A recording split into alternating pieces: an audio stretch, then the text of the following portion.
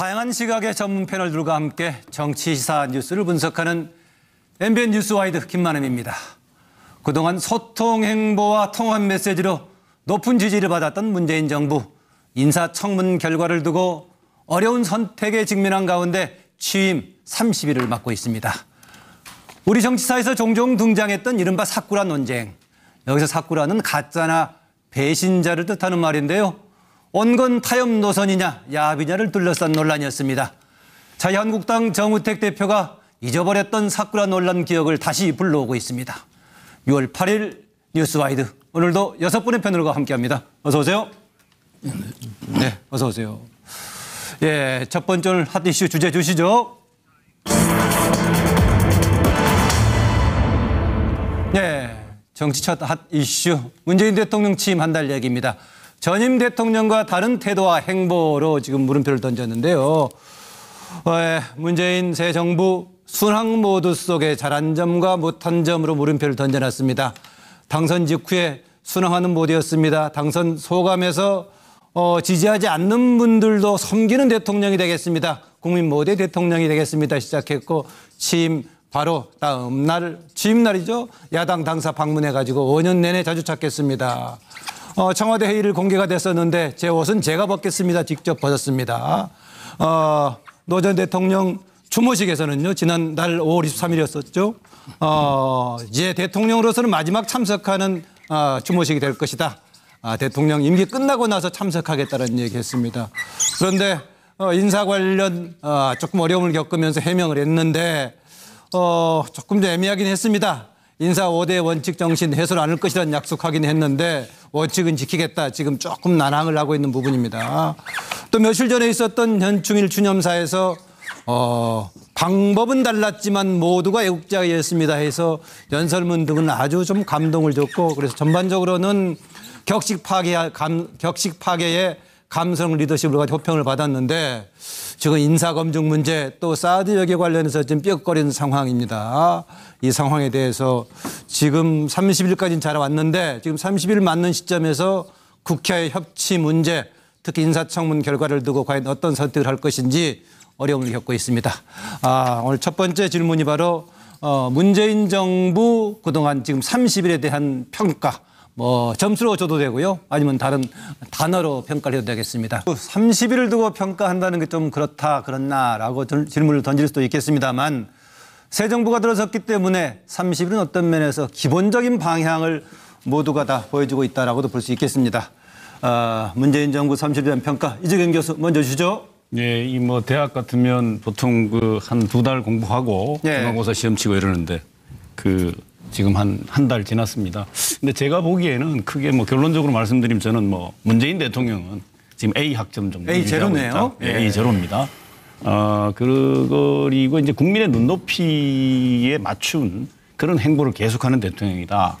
국민이 원하는 것이 무엇인지를 잘 알고 읽고 거기에 멈추는 것이 아니라 실천하고 행동으로 옮기는 또 그것이 기획되거나 연출되는 것이 아니고 철저히 자연스럽고 그런 아마 행보로서 호흡을 낮은 권력으로서 또 겸손한 권력으로서의 모습을 실천적으로 보여주고 계신다. 지금까지 계속 그렇게 하고 계시죠. 특히 국민과의 소통하는 능력은 역대 어느 대통령보다도 아주 뛰어나다고 비교할 수 없을 정도의 모습을 보여주고 있다. 이렇게 봐야 될 것 같고요. 여러 가지 아마 기존의 행보들을 쭉 종합적으로 평가해 보면 결국 가장 최종적으로는 국민의 마음을 잘 읽고 거기에 맞춰서 실천하는 대통령의 모습을 지난 한 달간은 잘 보여주고 계신다 이렇게 평가하겠습니다. 네, 국민의 원하는 바를 잘 반영했던 지난 한 달의 국정 운영이었다.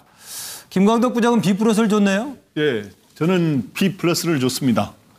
B 제로하고 B 플러스 고민하다가 역시 초반에 역시 잘하는 것 쪽에 비중을 두는 게 좋을 것 같아서 B 플러스. 경우에 따른 B 제로를 줄 수 있었다. 예, 근데 그래서 이번에 대통령 국정 지지도가 80% 초반대에다가 이제 70% 후반대로 좀 낮아지긴 했습니다만은 어쨌든 80% 전후로 왔다 갔다 하는 거 아닙니까?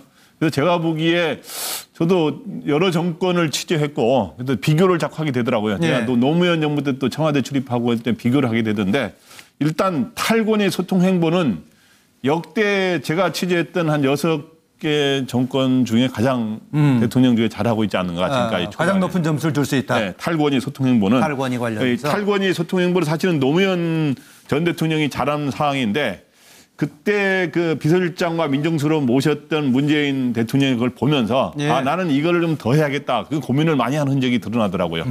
그리고 현장을 잘 찾는 행보. 현재까지 어저께 소방서 방문까지 하면 5번째로 하지 않았습니까? 예. 근데 거기 가서 실제로 만나서 이렇게 언급을 하는 거 보면 원론적인 얘기가 아니라 이번에 부상해가지고 신혼여행 못 갔다 온 사람이 있는데 신혼여행 가서 꼭 갔다 올 수 있도록 대통령 명령이다. 이런 거를 좀 구체적으로 접근하는 이런 것들은 굉장히 좋은 모습이었다. 예. 이렇게 보이는데 그럼 뭐가 마이너스 요인이었느냐. 최근에 이제 취임 보름 이후 지나면서 나타나기 시작한 건데 인사검증이 좀 부실하지 않았느냐.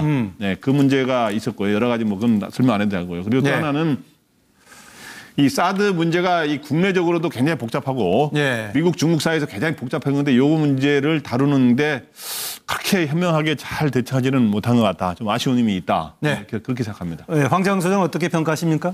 저는요, 현대 정치에서 이 정치의 실체가 뭐냐라고 봤을 때 이미지라고 봅니다. 네. 그래서 이미지라는 부분에서 봤을 때 내가 주도적으로 보여줄 거냐, 안 그러면 남에 의해서 보여질 건가 이 선택이라고 보는데요. 굉장히 기획되어진, 저는 매우 잘 기획되어졌다고 봅니다. 이미지, 감성 코드, 또 정책안에 대한 연속적인 발표. 네. 이런 부분을 통해서 준비된 걸 갖다가 이제 보여줘서 실제로 믿고 싶은 마음이 있는 사람들한테 믿을 수 있도록 재료를 제공하고 있는 부분에는 성공하고 있다고 봐요. 네. 근데 모든 부분이 그렇게 갈 수는 없거든요. 그렇죠. 그리고 이제 이미지나 감성이나 이런 부분을 담아서 한다 하더라도 그걸로 항상 끌고 갈 수는 없습니다. 그런데 지금 사드를 처리하거나 한미 정상회담을 하는 부분에서 보면요.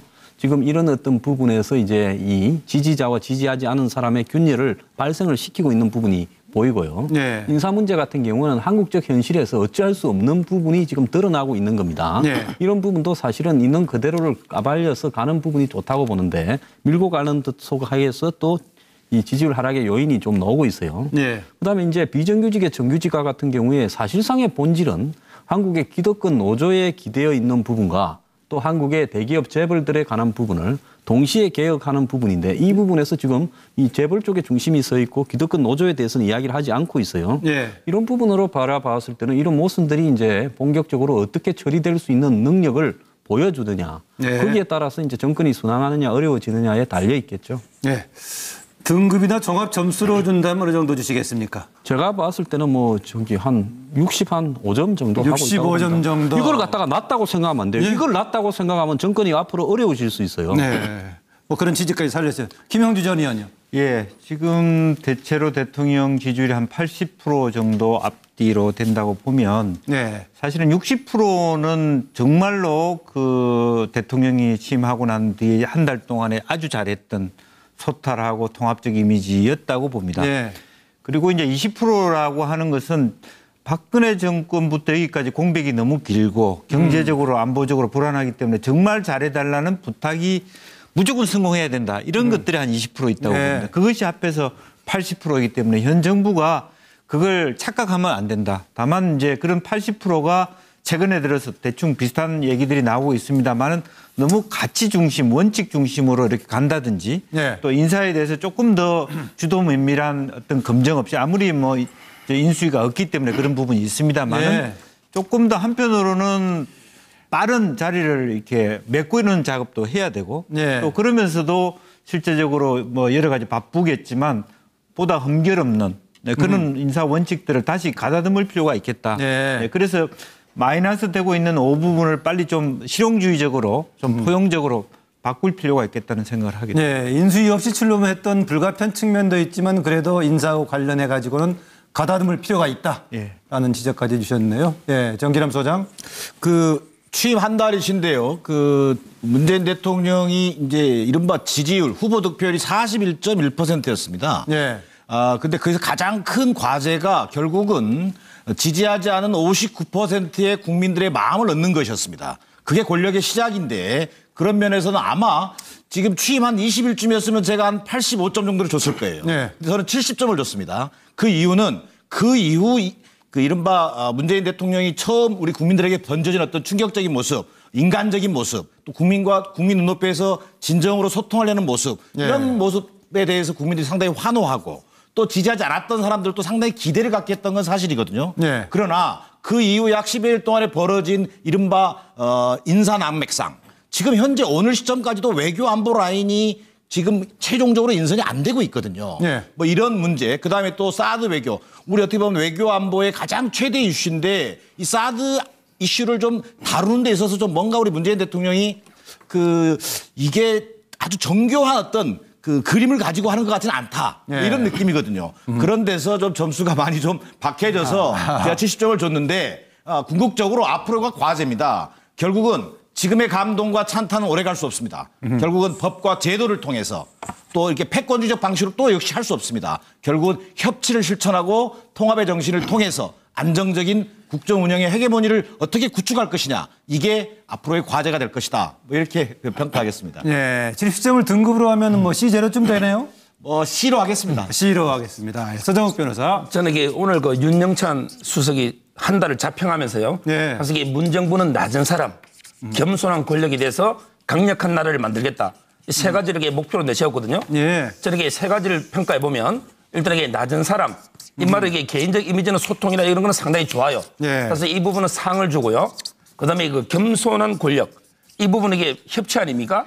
결국에 상은 못 줘요. 왜냐하면 이게 최근에 인사파동이나 보면 완벽한 협치는 안 되고 있거든요. 그래서 이 부분은 중을 주고요. 그다음에 마지막으로 강력한 나라, 바로 이게 외교나 안보, 이 부분은 이게 최근에 사드 논란, 또 이게 외교부 장관 청문회 이런 모든 거 볼 때 아직은 하다.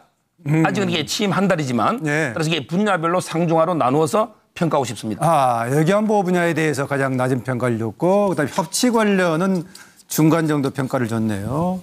문재인 정부 사람들의 해석에 따라서는 과거의 노무현 정부의 버전 2, 시즌 2 뭐 이렇게 해석하긴 한데요. 한편으로는 또 그때의 뭔가 성찰할 부분들 다시 개선해 가지도 않고 있다 이렇게 했습니다. 최근에 문재인 대통령의 연설 문제라는 등 행보를 보면서 과거와 닮은 점도 있어 보이기도 하고 다르다는 이런 해석이 있는데 바로 관련 질문입니다. 닮은 듯 다른 문 대통령과 노무현 전 대통령의 리더십을 비교하는 문제입니다. 자료 한번 보시면서 패널분들 준비해 주시죠. 국가를 위해 헌신한 한 분 한 분이 바로 대한민국입니다. 보수와 진보로 나눌 수도 없고 나누어지지도 않는 그 자체로 온전히 대한민국입니다.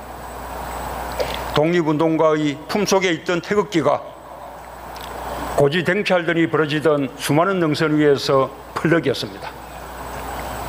파독 광부, 간호사를 환상화하던 태극기가 5.18과 6월 항쟁의 민주주의 현장을 지켰습니다. 서해 바다를 지킨 용사들과 그 유가족의 마음에 새겨졌습니다. 애국하는 방법은 달랐지만 그 모두가 애국자였습니다. 네, 정기남 소장은 보니까 한자로 한자씩을 썼네요. 수화 이렇게 썼네요. 기본적으로 저는 문재인 대통령의 어떤 스타일, 리더십 스타일은 기본적으로 어떤 소통, 또 뭔가 좀 겸손, 뭐 이런 측면에서 낮은 자세, 이런 것과 연결돼서는 수라고 썼습니다. 저는 또 정치적으로는 저는 문재인 대통령이 앞으로 좀 벤치마킹 해야 될 어떤 하나의 리더십의 유형으로 저는 우리 군사정권의 어떤 끝자락이었습니다만, 이른바 1988년도 노태우 정권 당시를 좀 잘 되새겨 볼 필요가 있겠다. 그 당시에 이른바 민정당 집권당이 125석, 이른바 41.8%의 점유율이었거든요.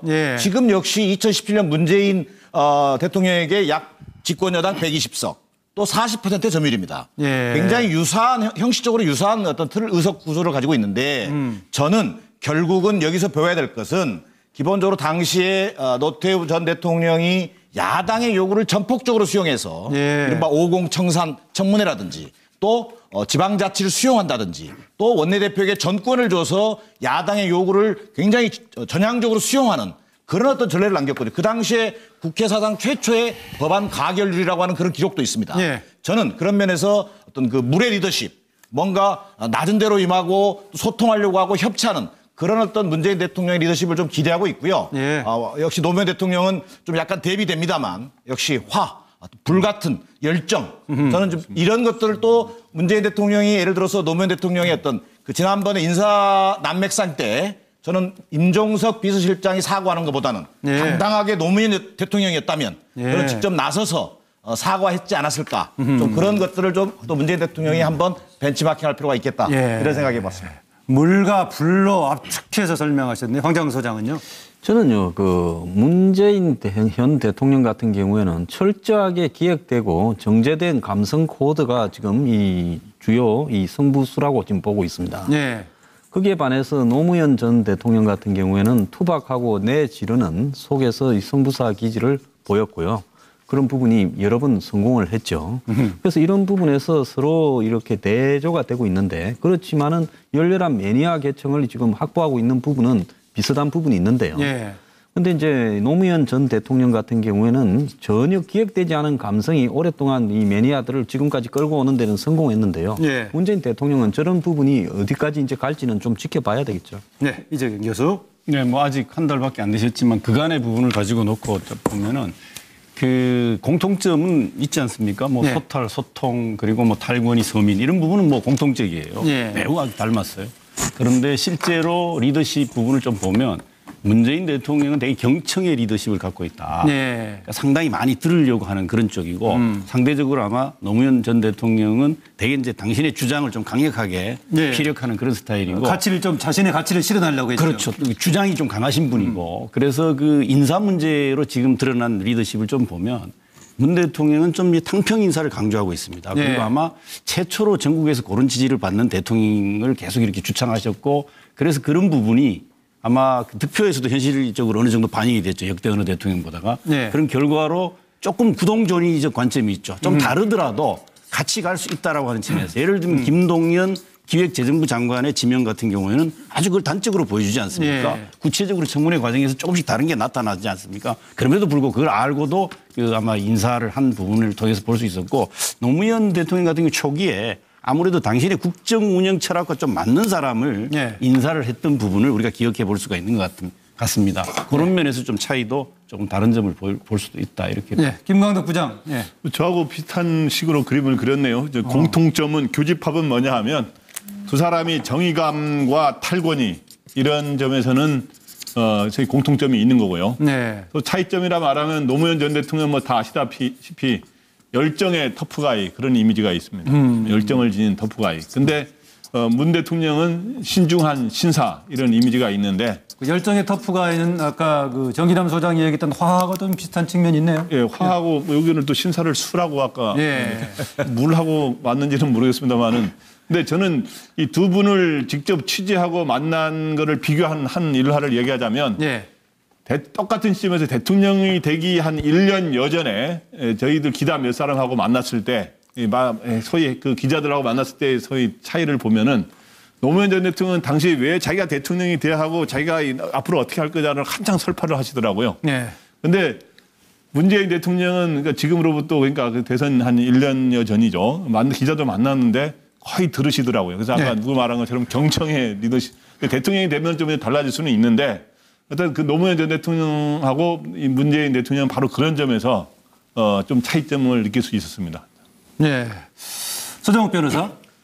저는 이게 그 마키아벨리가 그 지도자의 자질로 두 가지를 강조했는데 뭐냐면 이게 그 여우의 지혜와 그다음에 그 사자의 용맹인데요.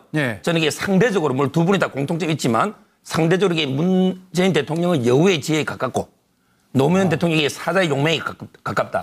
뭐냐면 이게 그 극과 속이 노무현 대통령 똑같아요.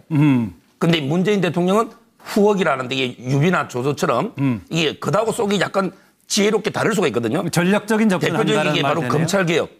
바로 이게 노무현 대통령은 검사하고 대화하면서 막 해도 치지는 못했어요. 근데 문재인 대통령은 겉으로는 이게 부드럽게 하면서 다 이번에 쳐버렸지 않습니까? 그래서 이게 아마 저 두 지도자의 자질이 완벽한 합치지만 더 좋지만 상대적으로 저쪽이 더 가깝다. 이렇게 보입니다. 용어는 다르지만 대체로 지금 패널들의 의견이 비슷한 것 같은데 김영주 전 의원은 노무현 정부 때 집권 여당의 국회의원이었죠. 네, 그렇습니다. 저는 크게 이 두 분의 그 지향하는 가치, 목표는 같다고 보여집니다. 그런데 이제 스타일상으로 그 노무현 대통령은 전략형이다. 전략형이라고 하는 것은 한 장의 명운을 결정하는 것에 오로와 나싱이거든요. 모든 것을 집중으로 쏟아붓는 그런 스타일이라면 아주 그 말하자면 문재인 대통령은 작은 승리 전략이랄까요? 전술형이다.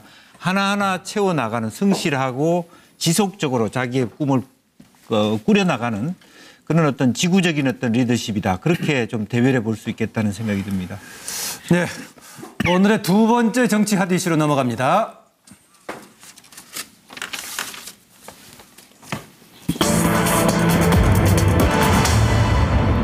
사드 환경영향평가 딱 걸려버린 사업 면적 꼼수, 사업 면적을 두고 국방부와 지금 새 정부 청와대 쪽과 의견이 엇갈리고 있죠. 판넬 보죠. 청와대 조사로 드러난 국방부 사드 꼼수 전말은이라는 얘기인데요. 지금 처음에 국방부 발표가 공사 필요한 사업 면적은 10만 제곱미터다. 추가 공여는 없다. 그렇기 때문에 이런 규모는 소규모 환경 영향평가 대상에 해당되기 때문에 공청회도 필요가 없고 6개월 이내에 6개월이 소요가 된다. 이런 얘기였습니다. 그런데 지금 국방부 보고서에 따르면은 이번 청와대 쪽 해석은요. 보고서에 따르면 향후 공여 면적까지 포함시킨다면은 사업 면적은 70만에 심지어는 140만까지 얘기하고 있죠. 그런데 이게 중요한 의미를 갖는 게 지금 일반 환경 영향 평가의 기준이 33만 제곱미터인데 만약에 면적이 일정하게 된다면은 전략 환경 영향 평가든 아니면 일반 영향 평가든 간에 1년 또는 그 이상의 수렴될 소지가 있고 주민 의견도 수렴하고 공청회가 필요해서 경우에 따라서는 2년이 걸릴 소지도 있다. 뭐 이런 얘기입니다. 지금 국방부 쪽은 청와대 이런 발표에 대해서 더 대응을 하면 오히려 일이 복잡하게 꼬울 수 있다라고 얘기하고 있는데 이런 가운데 미국 측에서의 지금 민주당 상원 원내총무는 한국 정부의 입장을 믿지만은 이것을 두고 조금 얘기하는 것이 이해가 안 되는 측면도 있다라는 지금 불만도 표출하고 있습니다. 반면에 뭔가 조금 호의적인 평가를 기대할지도 모르겠다 했던 중국은 사드 문제는 연기가 아닌 완전하게 해결돼야만이 한중 관계는 회복될 수 있다 이런 입장인데요. 첫 번째 질문은 이겁니다. 왜 이렇게 청와대하고 국방부하고 면적을 두고 한쪽은 공유 면적 기준, 공여 면적 기준, 한쪽은 사업 면적 기준으로 얘기하는가? 다른 해석은 왜 나오고 있는 것인가? 여기에 대한 질문을 던지고요. 자료화면 보겠습니다. 국방부는 그동안 주한미군에 공여된 부지에 사드를 배치하며 환경영향평가법상 전략 환경영향평가 내지 환경영향평가 자체를 회피하려고 했다는 정황이 확인됐습니다. 1단계 부지를 33만 제곱미터 미만으로 지정함으로써 소규모 환경영향평가만 받도록 계획한 것입니다. 거꾸로 된 U자형 부지의 가운데 부분 부지를 제외하기 위해 기형적으로 설계한 것으로 보입니다. 국가안보와 국민의 안위에 대해서는 한 발짝도 물러서거나 타협하지 않을 것입니다. 나아가 우리 정부는 제재와 대화를 병행하여 완전한 북핵 폐기를 위해 흔들림 없이 노력해 나갈 것입니다. 북한은 당장 핵과 미사일 도발을 멈추고 한반도의 평화와 남북한 공동 번영을 위해 비핵화의 길로 나와야 합니다. 비핵화는 남북 간의 합의고 북한이 국제사회에 한 약속이기도 합니다. 북한의 어떤 주장도 그 합의와 약속을 깨뜨릴 명분이 되지 못합니다. 또한 우리 군은 북한의 어떠한 무력 도발에도 즉각 대응할 수 있도록 철저한 군사적 대비 태세를 유지하기 바랍니다. 네, 공여 면적과 사업 면적 이게 환경 영향 평가의 어느 게 기준이냐의 초점만은 아닌 것 같습니다. 어떤 의도이냐라는 것도 같이 포함된 것 같은데 답 어느 부분부터 먼저 주실래요? 네, 김광덕 부장. 제가 일단 전략적으로의 이 사드 배치를 어떤 식으로 하느냐, 소위 시간이 변수인 것 같습니다. 그런데 이제 청와대는 소그름 전략을 통해서 미국, 중국을 서로 달래고 한국의 진보, 보수 이런 양측을 서로 껴안는 이런 거를 시간을 끌면서 여러 가지 그다음에 북핵 해법을 찾자 이런 거고 그다음에 국방부는 얼마 전에 바로 정광석화처럼 배치를 2기를 배치하지 않았습니까? 바로 대선 앞두고 정광석화되는 작전이라고 표현했는데 그러면 왜 그런 거냐? 뭐 뒤에 다시 설명이 있겠습니다만 33만 제곱미터를 기준으로 사업 면적이 그 이상이면 일반 환경 영향 평가를 해야 되고 이하면은 안 해도 되는데 그 이상하게 너무 차이가 나요. 국방부 지금 현재 주장은 10만이라고 그러고 청와대는 원래 국방부가 70만을 계획했었다라고 이렇게 하는데 이렇게 차이 나는데 왜 차이 나냐를 내가 봤더니 청와대는 저 속에 미군들의 사드 부대, 미군 부대 막사까지 이런 것까지 다 포함해서 70만이 된다는 거고 이쪽 국방부는 주로 이 사드 레이더라든가 엑스밴드 레이더라든가 이런 주로 사드 발사대라든가 발사기라든가 주로 그런 거를 주로 이 무기 체계를 주로 소위 전개하는 게 이런 걸 위주로 아마 소위 규모를 재는 그런 것 같더라고요. 해석의 근거는 그런 게 있지만 근본적으로 지금 새 정부 쪽은 소거름 작전을 얘기하고 국방부는 정광석화처럼 처리하는 건 의도의 차이가 아니냐 이런 얘기인데 이재경 교수 뭐 입을 저는 뭐 그렇게 해석하는 방식보다간 기본적으로 이 문제는 국민을 속인 데 문제가 있는 겁니다. 속인 데 문제가 왜냐하면 저도 얘기 들은 분 계시는지 모르지만 저 민주당 대변인 할 때 국방부 장관 국회에 와서 보고하는 거 여러 차례 제가 들었습니다만 70만 평이 70만 제곱미터라고 하는 사실 안 사람 있습니까? 미리? 이게 처음 나온 거예요. 그래서 사실은 이미 이것부터가 속인 거고 국방부가 당시에 미국하고 얘기할 때 2단계로 부지를 공유하겠다라고 하는 계획이 있었다는 거 아닙니까? 그거 안 사람이 없어요. 이것이 가장 큰 문제고요. 이건 뭐 빨리 가고 늦게 가고 문제가 아니라 거쳐야 될 걸 거쳐야 된다는 거죠. 그러니까 이거를 예를 들면 정도로 가게 바로 잡아야 됩니다. 이제 바로 잡겠죠. 왜냐하면 국방부가 아마 제가 보기에는 이 정부에 맞춰서 그 국방부가 자율적으로 뭘 하고 했다고 저는 보지 않습니다.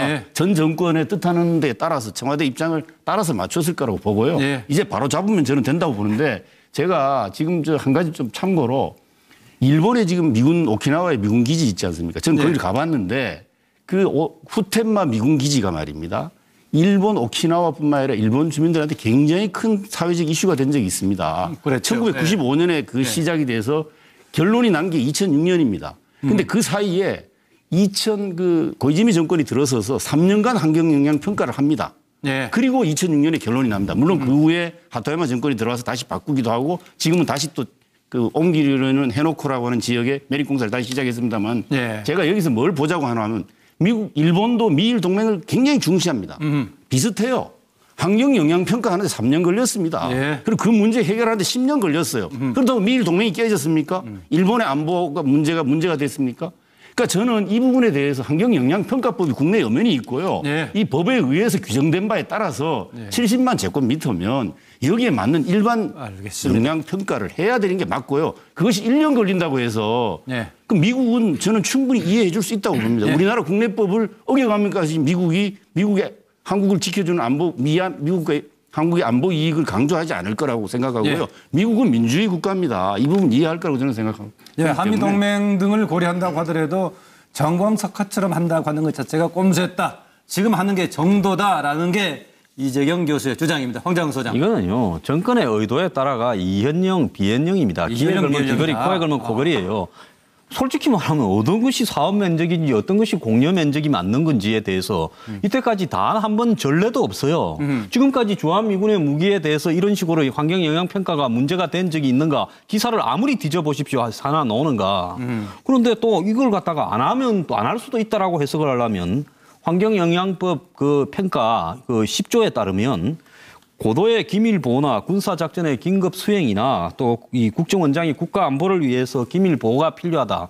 이렇게 됐을 때는 국방부 장관이나 국정원장이 환경부 장관하고 협의에 따라 안 할 수도 있는 겁니다. 그러니까 정권이 하겠다고 하면 해야 될 이유를 100가지도 만들 수 있고 하지 않겠다 하면 안 할 수도 있는 거예요. 더 나아가서 소파 협정 중에 주한미군 지휘에 관한 협정 중에 이 한국 이 환경부의 법을 미군이 따라야 하는 것이 의무조항으로 되어 있는가도 불명확해요. 그렇기 때문에 이 부분은 정권의 의도고요. 그러면 4개를 1년 동안 묶여놓느니 세계에서 6개가 이제 한 세트로 돼 있는 6개밖에 없습니다. 이게 이 사드가요. 그러면 미국 보고 4개는 드러냈다가 앞으로 1년 뒤에 환경영향평가가 되면 다시 들고 오라는 게 서로 간에 편한 거 아니냐. 예. 차라리 솔직하게 그렇게 이야기를 해버렸으면 좋겠어요. 만약에 지금 소파 협정에 환경영향평가 관련 우리나라의 법 적용 부분이 애매하다면은 그건 반드시 확실하게 적용 대상으로 바꾸는 게 필요할 것 같습니다. 지금 아주 중요한 게 환경 부분에 관한 건데요. 네. 정기남 소장. 공여 부지냐 뭐 또 사업 면적이냐 여기에 대한 뭐 전문적 시약은 없습니다만 결국은 그 의도 배경인데 그동안 문재인 대통령께서는 후보 시절부터 이 사드 배치 문제에 관해서는 전략적 모호성으로 일관해 왔거든요. 외교적으로 사드를 해결해서 안보와 국익을 지켜낼 보관이 있다. 예. 뭐 이런 말씀하셨단 말이에요. 근데 이게 이 보관인 건지는 잘 모르겠어요. 이 환경영향평가라고 하는 이 절차적 정당성 이걸 확보를 통해서 시간을 벌고 기존의 이 기배치된 그 사드에 대해서는 두되 추가 배치에 대해서는 절차적 정당성과 그것을 통한 국민적 동의를 반드시 통해서 해나가겠다라고 하는 그 지금 청와대의 의도로 보여집니다. 결국 그러기 위해서는 또한 외교적으로도 미국에는 국내법이라든가 절차적 정당성을 가지고 설득하고 또 중국에게는 우리가 서둘러서 배치하지 않았다. 나름대로 최선을 다해서 어떤 그 사드 문제를 그 외교 안보적으로 다루고 있다라고 하는 그런 사인을 주고자 하는 것이 아닌가. 뭐 이런 판단이 듭니다. 그러나 국방부 입장에서는 전 정권에서 이미 한미 간의 합의 사항이고 연내 배치를 합의했던 사항이기 때문에 우리로서는 다소 억울하다. 우리가 환경영향평가 문제가 이렇게 이 정도로 심각한 문제냐. 라는 어떤 그런 볼멘 소리를 할 수 있겠습니다. 네. 저는 그러나 궁극적으로 여기서 중요한 것은 앞서 우리 이재경 교수도 말씀하셨습니다만 미일 동맹을 뒤흔들었던 그 일본의 후텐마 기지 사건. 네. 결국 주민 설득하는데 10년이 걸렸거든요. 이런 부분을 좀 잘 반면교사를 삼아서 결국 여기서 이 일본과 또 한국의 문제가 북핵 문제를 앞두고 있는 한국에서의 사드 배치 문제가 대단히 데리키트한 문제이기 때문에 또 문재인 정부는 처음으로 지금 취임 초에 이번 달에 결국은 또 트럼프 대통령을 만나지 않습니까? 예. 그 과정에서 가장 첨예한 이슈를 지금 우리가 우리 정부 입장에서 건드려 놨기 때문에 이것을 어떻게 마무리하느냐 이 과제는 지금 남아있다. 예. 이런 생각입니다. 서정욱 변호사.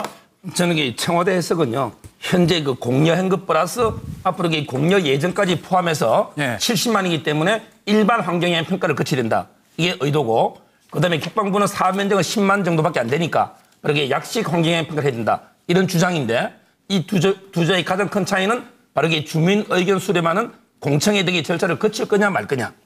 따라서 이게 청와대는 이런 주민 의견 수렴 공청회를 거치해 가지고 뭔가 이게 절차적인 정당성을 확보하면서 뭔가 사드 반대 여론도 좀 무마하고 또 이게 중국도 설득하는 이런 의도가 있고요. 그다음에 국방부는 뭔가 이게 주민 의견 수렴을 생략해서 신속하게 바로 이게 박근혜 정권 보수 정권 내에 신속하게 배치를 완료하자 이런 의도인데 제 생각은 결론적으로요. 저는 이게 만약에 국방부에서 차라리 군사 기밀을 안 할 수도 있거든요. 차라리 안 하면 안 하지 이걸 이렇게 꼼수로 해가지고 쪼개가지고 10만을 먼저 하고 나중에 사업 목적을 부지를 더 늘려버리면 이거는 제가 보기에 정말 이건 꼼수로 보고요. 만약에 진짜 10만으로 끝나면 몰라도 저는 이게 국방부의 전략이 정도는 아니다. 차라리 군사 기밀 안 해도 되거든요. 굳이 안 하면 안 하고 하면 이게 당당하게 전체 왜 사업 목적이 필요 없는 걸 70만 표 줄 필요 없잖아요. 궁극적으로 70만 다 쓴단 말이죠. 따라서 이게 저는 궁극적으로 청와대 입장이 옳다.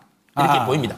결론은 청와대 입장이 옳다라고 했네요. 지금 질문이 지금 기존의 국방부와 청와대가 환경영향평가 기준에 대해서 다른 해석을 하고 있는 배경, 이유는 질문인데 마지막으로 김영주 전 의원.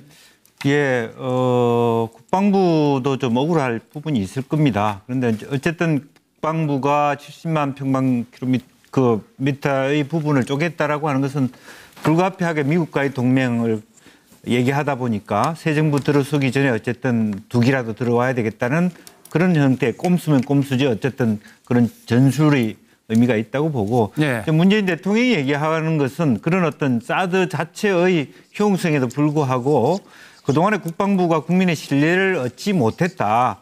최근에 어떤 보고 문제도 마찬가지입니다만은 그것이 숨길 일이 아닌데 과거에 불가피하게 말하자면 앞선 정부와 미국과의 관계 속에서 보고하지 못했다면 지금 새로운 정부 하에서는 조금 더 국민의 신뢰를 회복할 수 있는 솔직한 국방부가 되기를 바란다. 그런 의미에서 어떤 절차적 정당성을 강화해야 된다 하는 것이 입장이 아닌가 싶습니다. 보니까 비슷하기도 하고 우리 패널들 간 해석에 약간의 차이가 있긴 한데요. 아까 문재인 정부 지금 한 달을 맡고 있는데 초기에 소통 행보라든가 탈권위 행보 여러 가지 국민들로부터 호평을 받았지만 최근에 지금 얘기가 나왔던 사드 문제라든가 인사 문제 가지고 조금 어려운 지금 난항을 겪고 있다는 것인데 바로 지금 인사 문제 관련된 게 오늘 세 번째 큰 주제입니다.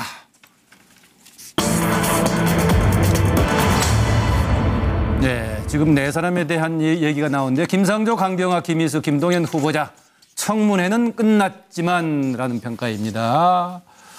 판넬, 치열했던 슈퍼수요일 청문회 각 당 기류는 큰 제목입니다. 어제 지금 세 사람에 대한 청문회가 있었죠. 강경화, 김희수, 김동연. 김상조 공정거래위원장 후보자는 이미 청문회는 끝나고 지금 이제 청문회 이제 보고서를 채택을 기다리고 있는 중입니다. 지금 각 정당들의 좀 평가들을 종합해서 제가 이제 표시를 해놨는데 이게 신호등으로 표시가 되어 있는 건데 신호등은 경우에 따라서 바뀔 수가 있겠죠. 현재는 가장 파란 등이 확실하게 나오는 쪽이 김동연 후보자 같은데요. 반면에 김희수 후보자 여기 표시는 노란색으로 해놨는데 모르겠습니다. 김상조 후보자 여기 역시 지금 황색, 노란색인데 조금 파란색에 가까운 전반적인 기류가 아닌가 그런데 상대적으로 네 후보자 중에서는 강경화 후보자에 대해서 야당들의 강경 기류가 조금 센 편입니다. 더불어민주당 당연히 집권 여당이기 때문에 여러 가지 조금 논란이 부분적으로 있지만은 그 정도면 합격선이다 이미 얘기를 하고 있고요. 그래서 그런데 바른정당은 김동연 기재부 후보자, 부총리 후보자인 적격이다. 나머지 세 사람은 부적격이다 평가를 하고 있고 그러나 바른정당 소속의 김용태 의원은 강경화 후보자 조금 그 뭐 문제에 대해 여러 가지 논란이 있지만은 유리천정을 깬 파격 인사다. 이 파격 인사를 지켜주자. 파격 인사를 되돌릴 만큼 문제가 있는 건 아니다라고 얘기하고 있습니다. 이런 와중에요.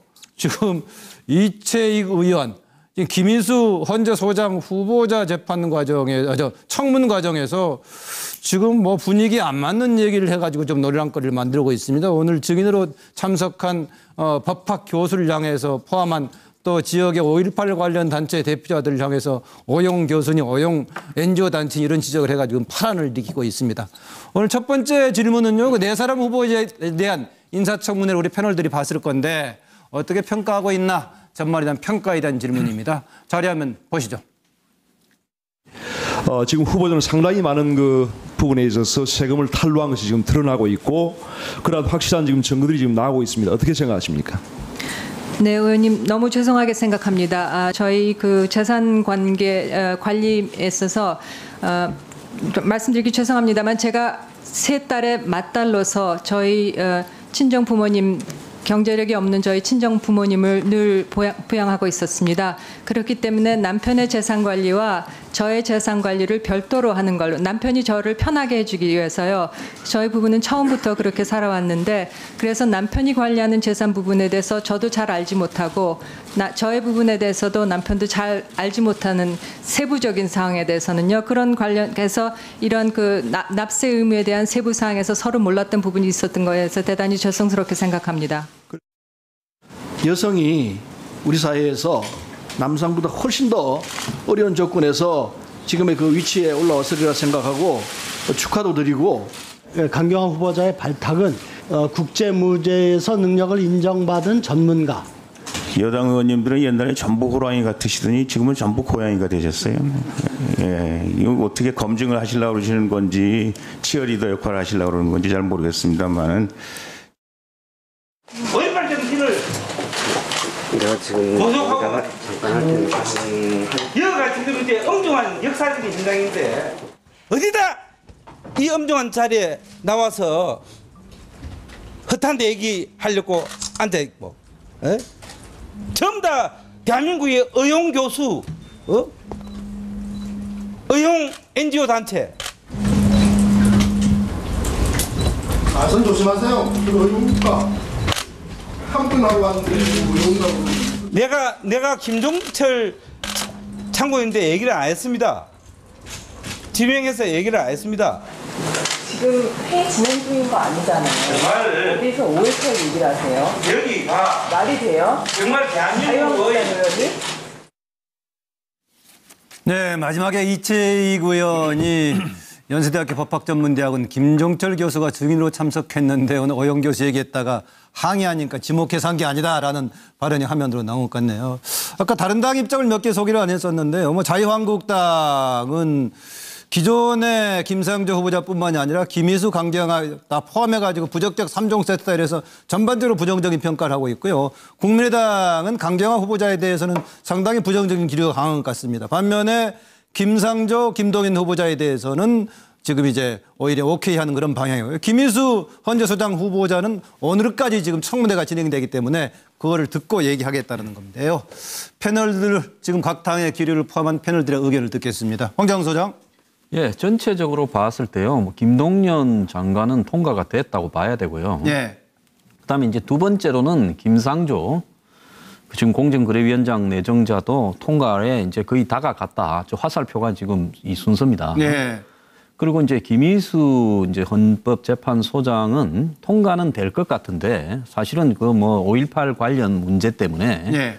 좀 여러 가지 잡음은 계속 좀 날 것 같고요. 제가 개인적으로 생각할 때는 강경화 외교부 장관 내정자는 좀 물 건너 가지 않았나. 그 부분은 뭐가 문제인가 하면 본인이 시인했지만은 502호 정동 아파트 502호에 위장 전입을 한 부분을 뭐 친직했다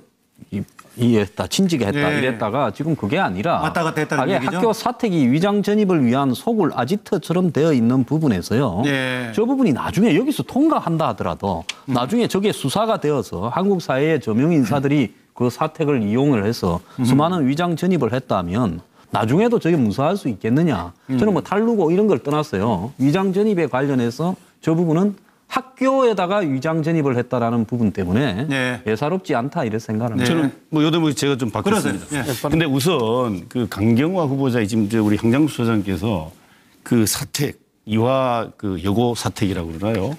그 사택 그이 뭐 위장 전입에 어지 근거지처럼 됐다 이런 얘기인데 그것이 맞고 법적 문제가 발생한다고 하더라도 저것은 강경화 후보자가 사택을 위장 전입의 근거지나 만든 건 아닙니다. 그 점은 우리가 좀 이게 명확하게 할 필요가 있습니다. 마치 지금 강경화 후보자가 저 무슨 위장 전입의 근거지를 만든 것처럼 이렇게 얘기해서는 안 될 것 같고요. 그것은 네. 별도의 문제라고 저는 그 점을 좀 지적하고 싶고 그 제가 파악한 기류는 이렇습니다. 그 김상조 후보자 같은 경우에는 좀 세모에서 동그라미로 변했다라고 보여지고요. 네. 강경화 후보자는 당초에 X였습니다. 아하. 많은 과잉이라든가 과장된 아마 그런 부분들이 있어서 그것이 지금 저는 세모 쪽 정도로 이동을 하고 변화가 있었다고 보여지고요. 김이수 후보자 같은 경우에는 세모에서 동그라미 쪽으로 이동한 것 같고 김동연 후보는 동그라미에서 동그라미다. 그런데 저는 여기서 뭘 말씀 좀 드리고 싶나 하면 청문회는 어쨌든 저는 잘했다고 보는 생각이 듭니다. 왜냐하면 그동안 언론을 통해서 대개 혹은 또 야당발 의혹 제기 이런 부분들이 언론을 통해서 보도되면서 과장 과잉된 부분들이 있고 또 사실인 것도 있었습니다. 그래서 사실인 것은 사실인 대로 확인하고 과장된 부분 아닌 것은 또 분명히 이제 해명이 되는 과정을 우리 국민들이 봤습니다. 그리고 저는 여기서 그 국회 각 후보자들에 대한 청문위원들이 국민을 대표하고 있다고 본인들이 수시로 얘기를 합니다.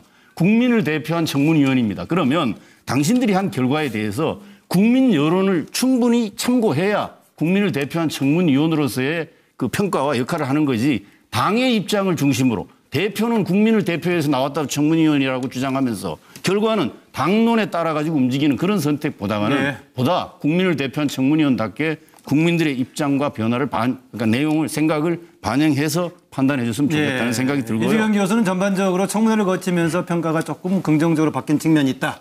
그중에 가장 낮은 저전 평가를 받고 있는 강경화 후보자도 지금 세모 상태라고 얘기를 했습니다. 네, 김광덕 부장. 예, 저기 아까는 뭐 교통 신호등으로 표시됐다 그러는데요. 저는 날씨 기상으로. 네, 김동연 경제부총리 후보자는 제가 보기엔 말금입니다. 사실상 이제 사실상 통과되는 분위기고요. 그 다음에 김희수 헌재소장 후보자는 안개 속에 있다. 안개 속에 있다. 네, 안개 속에 있다. 그 다음에 강경화 후보자는 지금 빗물이 내리고 있습니다. 지금 네, 비가 내리고 있고요. 비 좀 와야 돼요. 가물어가지고. 네, 그 다음에 김상조 후보자는 구름이 끼었습니다. 이게 안개하고 구름이 좀 다릅니다. 네, 그걸 구별하는데 일단 이제 강경화 후보자 일단 설명을 하자면 5개 문 대통령께서 제시한 5개 불가론 중에 2가지는 사실로 확인됐어요. 위장 전입과 탈세. 그 증여세 탈세 그걸 탈루라고도 하고 탈세라고도 하는데 제가 보기에 그 탈세입니다. 그리고 2가지는 확인이 됐고 그다음에 부동산 투기 의혹과 남편이 그 거제도의 땅을 그 딸들 이름 말고 다시 몇천 평 더 갖는 걸로 확인됐지 않습니까? 네. 부동산은 그것뿐만 아니라 여러 가지 부동산 투기 의혹과 논문 표절 의혹이 됐는데 이거는 확인된 사항은 아닙니다만 두 가지가 확인이 됐고 두 가지가 의혹이 있기 때문에 거기에다가 어저께 답변하는 거 보니까 지금 외교장관이 우리나라에 지금 고도의 외교 전략이 필요해요. 그런데 어저께 답변하는 거는 그 정도 수준을 보여주지 못했다. 이런 점에서 굉장히 빗물이 내리는 그런 상황 아닌가. 그런데 김희수 후보자는 안개 속이라고 한 이유가 뭐냐면 국민의당이 지켜보고 당론을 결정하겠다 이것도 있지만 유일하게 투표를 해야 돼요. 국회에서. 헌재 소장 후보자이기 때문에. 동의 절차가 필요한 거죠. 임명 동의 투표를 해야 되기 때문에 투표를 하다 보면 역시 안개가 되는 거죠. 그래서 그래도 저는 잘 될 가능성이 높다고 봅니다만은 그런 게 있고 김상조 후보자는 구름이라고 한 이유는 뭐냐 하면 일단 청문 보고서를 국민의당이 채택하기로 했으면서도 조건부로 해가지고 감사 청구를 토익 점수를 901점 이상이라야만 되는데 900점으로 해서 들어간 부분에 대해서 감사 청구하고 또 자유한국당은 그거를 검찰 고발도 검토하겠다 이런 식이기 때문에 약간의 조건이 달려있기 때문에 저는 구름이다 이렇게 표현했습니다. 국민의당이 자유한국당까지 가급적 끌어들여서 이번에 이 절차를 마치려고 하는 그런 분위기 속에서 하고 있는 것 같은데요. 지금 김광덕 부장이 얘기했다시피 현재 지금 4명 거론되는 사람 중에서 헌재 소장의 경우에는 국회에서 동의 절차를 거쳐야 되는 거고요. 나머지 세 후보자들은 청문 보고서는 내지만은 그게 만약에 동의 방향이든 아니든 간에 20이 지나고 나서 보고서가 오지 않았을 때 대통령은 10일 이내에서 그러니까 하루만 줄 수도 있죠. 추가적으로 보고서 요청을 했다가 결과가 나오지 않으면 대통령이 알아서 결정할 수 있는 그런 대상이기도 합니다. 보니까 김명주 전 의원도 마찬가지로 날씨에 같이 그때 설명을 했네요. 자연스럽게 옆에 하다 보니까 이렇게 휴닝한 건 아니고요. 따라갔는데 저는 조금 이제 다릅니다.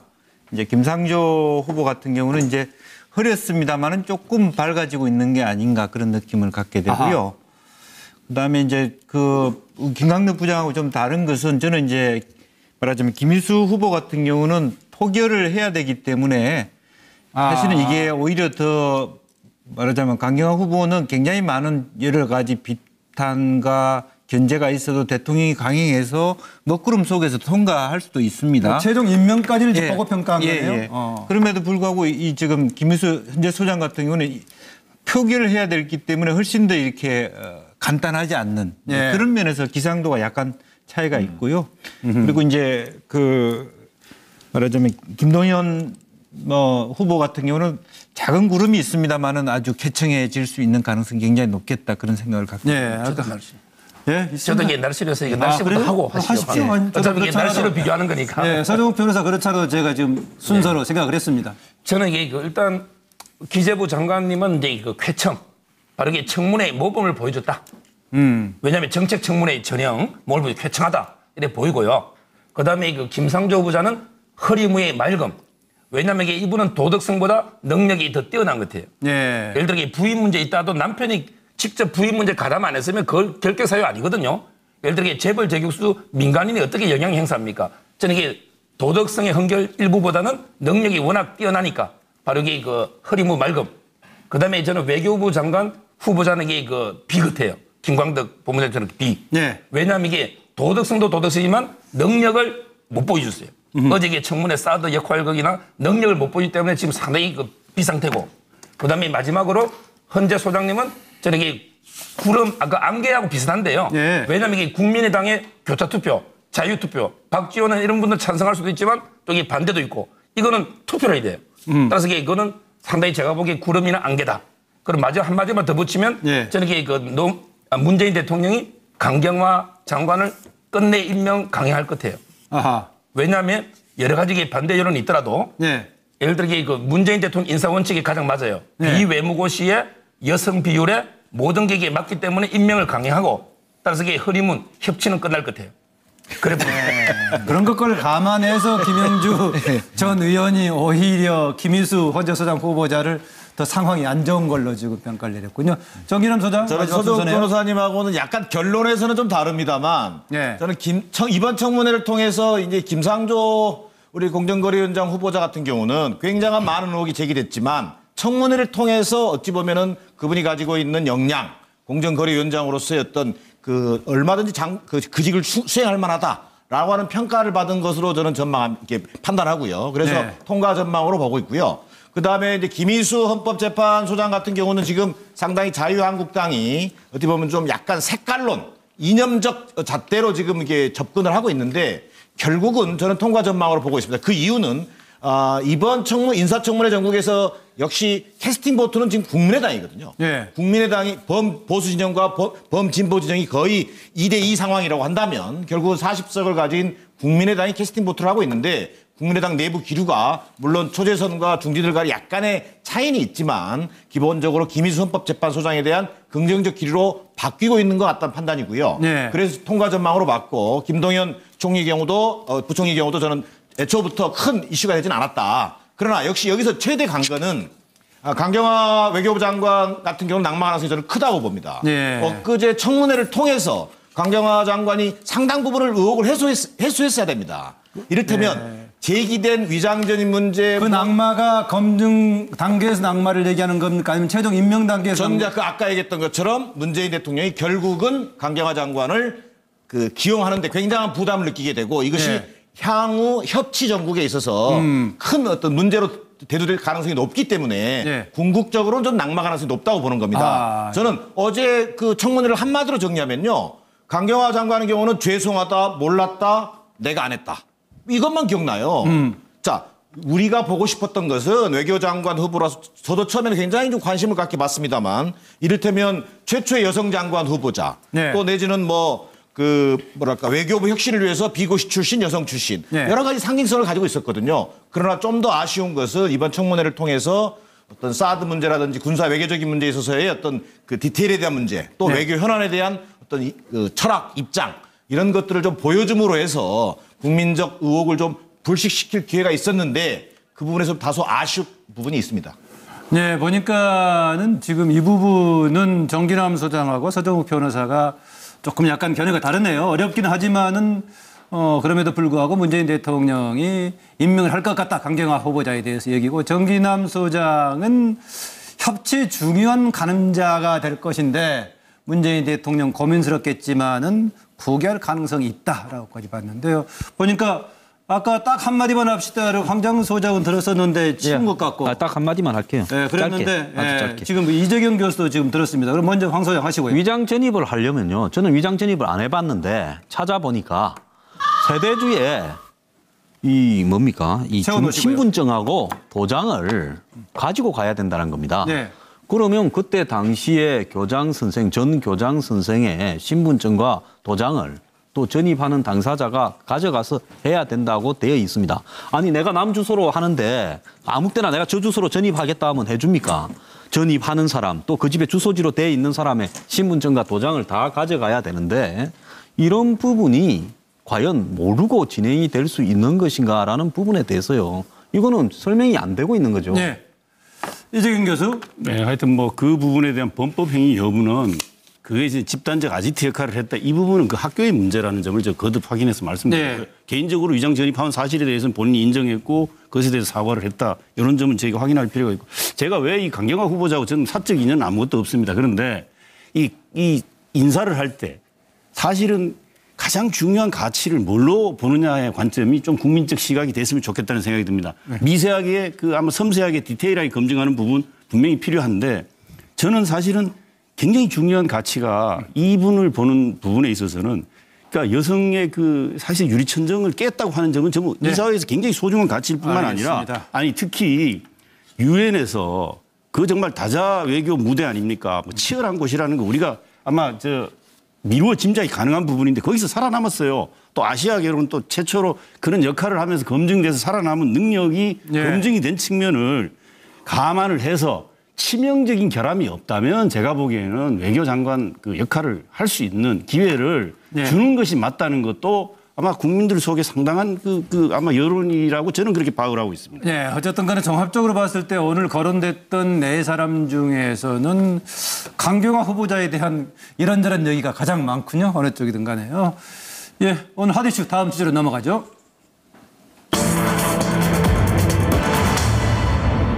네, 제목이 이렇게 나와 있습니다. 엮였다면서도 본인 재판에도 아무 말 안 하는 박근혜 전 대통령 물음표를 던져놨습니다. 판을 보시죠. 박근혜 전 대통령 탄핵부터 본인의 재판까지 침묵까지 돼 있는데 그 속내는 얘기입니다. 박 전 대통령 국민들에게 10월 25일부터 시작해가지고 3차에 걸쳐서 사과 대국민 담화를 했죠. 공식적인 사과의 방식은 안 했지만은 간담회 방식을 통해서 추가로 2, 3차례에 걸친 다른 얘기를 했었는데 그 당시에는 처음에는 국정농단 사실이 아니다 했다가 나중에는 최순실을 경계하지 못했던 것을 불차리고 후회한다라는 얘기했습니다. 그런데 이후의 과정에서는 적절하게 본인의 입장을 개진하거나 그런 걸 별로 하지 않았습니다. 헌재에도 불출석했고 사실은 그 이전에 특검의 출석 여부가 논란이 됐습니다만 나중에 결국은 검찰에 출석했어요. 헌재 불출석하고 변론서만 제출했는데 검찰에 첫 번째 출석할 때 당시의 변호인은 대통령이 말씀을 준비하고 있다 이렇게 설명했는데 검찰 1차에 3월 21일인가요? 당시에 출석했을 때 심지어는 포토라인에서 한마디 할까 기다리고 있었는데 그냥 지나치려고 하니까 옆에서 한 말씀 안 하시겠습니까? 라니까 했던 말이 국민께 송구스럽게 생각한다. 성실하게 조사에 임하겠다 해가지고 당시 언론들에서는 단 7초에 걸쳤던 29자짜리 사과였다 이런 지적을 했습니다. 이후에 법정에 출석할 때도 포토라인 예명하고 취재진의 질문에 침묵했고요. 또 아시겠지만은 첫 번째 재판 과정에서 본인에 대한 신상조사가 있을 때 무직입니다라는 얘기도 했고 또 재판장이 할 말 없느냐라고 물었을 때 나중에 말하겠습니다라고 답변하면서 다른 말을 안 했습니다. 여러 번 얘기했습니다만 재판 진행 과정에서는 졸기도 했고 낙서도 했고 이런 얘기입니다. 최순실 씨 그동안에 재판 진행되는 과정에서 박 전 대통령의 입장하고 좀 대비가 되죠. 내 억울하면 내가 푼다 해가지고 직접 본인이 나서서 증인 신문도 했고요. 장시호 씨 어젯밤에 석방이 됐죠. 이런 표시해놨는데요. 내가 할 말 다 했더니 석방도 시켜주네 이런 물음표를 던져놨군요. 장시호 씨는 그동안에 여러 가지 얘기를 불리한 증언까지도 왜 하느냐 했을 때 거짓말해서는 안 된다고 생각했다 이런 얘기했는데 그동안에 정유라 모른다는 얘기로 계속 지금 했고 구속영장 실질심사에서 기각이 된 상황인데 앞으로 두 사람 만나게 될지 모르겠습니다. 자료 화면 보면서요. 박근혜 전 대통령은 왜 이렇게 그동안에 재판에 이르기까지 아무 말도 하지 않았을까 대한 패널들의 답변을 기다리면서 자료 화면 보겠습니다. 그동안 쭉 이렇게 뭔가 진행 과정을 이렇게 좀 추적을 해보고 이렇게 보면 그렇게 좀 뭔가 오래전부터 기획된 것이 아닌가 하는 그런 느낌도 지울 수가 없어요. 솔직한 심정. 예. 그 기획은 누구일 것이다라고 마음의 심정에는 있습니까? 그건 뭐 지금 말씀드리기 좀 그렇죠. 예. 느끼시는 어떤 구체적인 인물은 있긴 있군요. 하여튼 뭔가 이거는 그냥 우발적으로 된 건 아니라는 그런 느낌은 갖고 있어요. 국민 여러분께 송구스럽게 생각합니다. 성실하게 조사에 임하겠습니다. 네. 박근혜 전 대통령 계속 직접적으로 공식적으로 얘기하지 않고 재판이라든가 검찰에 출석할 때는 침묵으로 일관해 왔는데 왜 그럴지 이 질문이었습니다. 김영주 전 의원. 예, 여러 가지 원인이 있겠습니다만 지금 어쨌든 박 전 대통령 측은 변호인을 포함해서 어쨌든 불구속 상태에서 재판을 받는 것이 목표인 것 같습니다. 예. 그런 의미에서 자기가 말을 꺼내기 시작하면 재판의 속도가 빨라질 것이라고 생각하지 않을까. 저는 그렇게 생각해 봅니다. 최대한 말을 아낌으로써 다른 사람들이 검찰 측이 오히려 더 해명해달라 이런 얘기. 본인은 말을 아끼고 최순실을 향해서는 변호인은 최순실이 아무 말 안 해가지고 박 전 대통령이 감옥에 오게 됐다 이런 얘기까지 했는데 서정욱 변호사. 저는 이게 영어로 하면요. 지금 상황에서 박 대통령이 어떤 말을 해도 침묵은 금이고 응변이 은입니다. 한글로 쓰셨는데요? 영어로 하면 이게 silence is gold, speech is silver라는 거죠. 왜냐하면 이게 두 가지 말밖에 못 하잖아요. 인정을 하면 이게 범행을 자백하기 때문에 안 되는 거고요. 그럼 이게 범행을 부인을 하는 발언하면 바로 이게 여론이 악화됩니다. 따라서 이게 제가 보기에 상당히 고도의 전략적인 침묵이다. 저는 이게 이렇게 보입니다. 물론 이게 마지막 최종 변론할 때는 한마디 하실 거예요. 뭐냐면 이게 사익을 추구하기 전혀 없다. 이런 식으로. 어쨌든 간에 본인한테 실리적으로도 침묵이 더 득이 된다는 판단이었다. 정기남 소장. 기본적으로 유구무원이 아니라 지금 할 말이 없는 겁니다. 앞서 말씀드린 것처럼 이 이제 최순실이 없는 자리를 지금 유영하 변호사가 딱 메우고 있지 않습니까? 유영하 변호사의 어떤 저는 법률적 조언을 따르고 있는 것이다. 뭔가 국면 전환을 노리는 것이고요. 기본적으로 그러나 저는 박근혜 대통령의 그 역사의식이 전혀 없다는 걸 다시 한번 보여주는 것이고 국민에 대한 어떤 기본적인 죄송함 이렇게 온 나라를 진짜 이렇게 망가뜨려 놓은 그 전직 대통령으로서의 최소한의 양식도 지금 보여주지 못하고 있는 거다. 정규제 TV에서는 길게 얘기하던데요. 그렇지요. 그러니까 자신에게 불리한 거, 국민들에게 이런 어떤 고통을 안겨주고 나서도 저렇게 침묵을 일관하고 자신의 어떤 법률적 구제만을 위해서 하고 있는 행위에 대해서는 저는 결국 실패할 것이라고 생각합니다. 오늘 그 문영표 전 국민연금공단 이사장 그 실형이 떨어졌지 않습니까? 이게 2년 6개월 실형이 2년 6개월 실형입니다. 결국은 이게 삼성과 또 국정농단 세력과의 어떤 뇌물, 퍼즐의 첫 조각이 맞춰진 거거든요. 시간을 끌면 끌수록 박근혜 전 대통령이 유리해지는 것이 아니라 어떤 뇌물, 어떤 혐의라든지 국정농단의 실체가 백일하에 드러나게 되는 계기가 될 것으로 저는 보고 있습니다. 네, 김광덕 부장. 왜 침묵하는가 보면은 일단 이 재판은 일반 형사 재판이 아니라 정치 재판이라고 이렇게 주장하는 것 같아요. 박근혜 전 대통령은 정치 재판이라고 주장하고 있기 때문에 여기서 뭐 형사 재판처럼 일일이 자기가 변명해봐야 먹히지도 않을 것이고 국민들이 납득도 안 할 것이고 그렇기 때문에 도 아니면 뭐 전략이라 할까요? 언론 아칭 전략이라 해서 그냥 변명을 안 했으니까 왕창 형량을 이렇게 높은 형량을 받든지 아니면 어떻든 뭐 이렇게 시간을 끌어보자. 그래서 이제 시간이 변수다 이렇게 해서 지금 상황에서는 말해봐야 아무런 국민들을 납득 안 하고 할 거라고 보고 시간을 하여튼 최대한 끌면서 나중에 말할 때 말하더라도 나중에 하자. 나중에 하자. 황장 소장. 본인도 결국은 지지율이 떨어져서 탄핵이 됐다 이래 생각할 겁니다. 미국의 트럼프도 탄핵되느냐 안 되느냐는 지지율에 달려 있겠죠.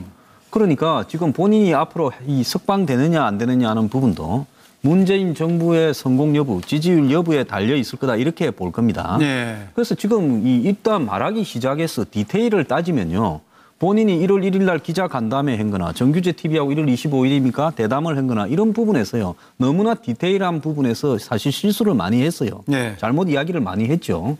그래서 만약에 노성일이가 나왔는데 그 앞에 가서 디테일을 따지면 이익이 될 게 한 개도 없습니다. 그러니까 아예 그냥 세게 때리든 말든 알아서 해라. 나는 말하지 않고 가겠다.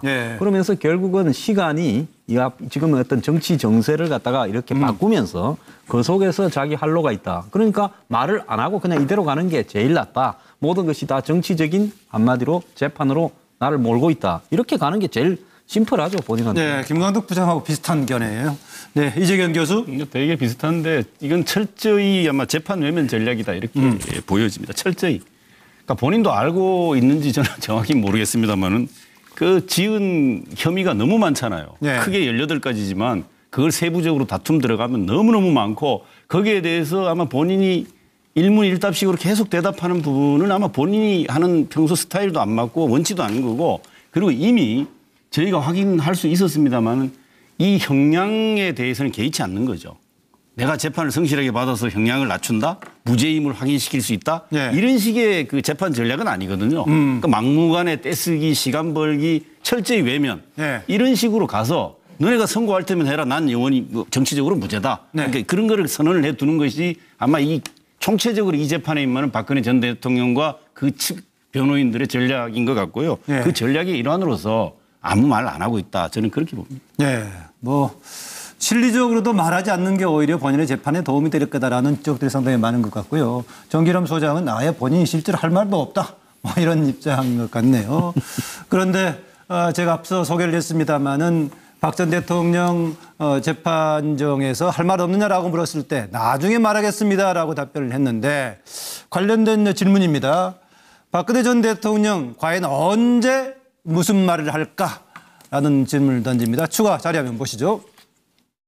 피고인 측에 앉아있는 박근혜 전 대통령을 봤을 때 어떠한 반응이 없었습니다. 그 부분 자체가 내가 이 법정에 왜 앉아있지? 이런 느낌이었었어요. 내가 뭘 잘못해서 이 법정에 앉아있지? 본인이 어떠한 잘못을 했고 국민들에게 어떠한 공분을 샀는지도 인지를 못하고 있는 것 같더라고요. 네. 저는 낙서를 그림을 그리는 줄 몰랐어요. 요번에 와서 알았었는데 상당히 호응적이었을 때가 있었어요. 그 부분이 뭐냐면 이경재 변호사가 안민석 의원의 끝나지 않은 전쟁이라는 책을 들고 어떤 한 페이지를 두고 이걸 증거물로 제시하겠다라고 했더니 옆에 이제 이영하 변호사한테 정치적 공세에 대한 이렇게 막 사인을 주더라고요. 그래서 이제 질문들이 이제 정치적 공세로 나왔었는데 그 부분 빼고는 그냥 뭐 아무런 반응이 없었습니다.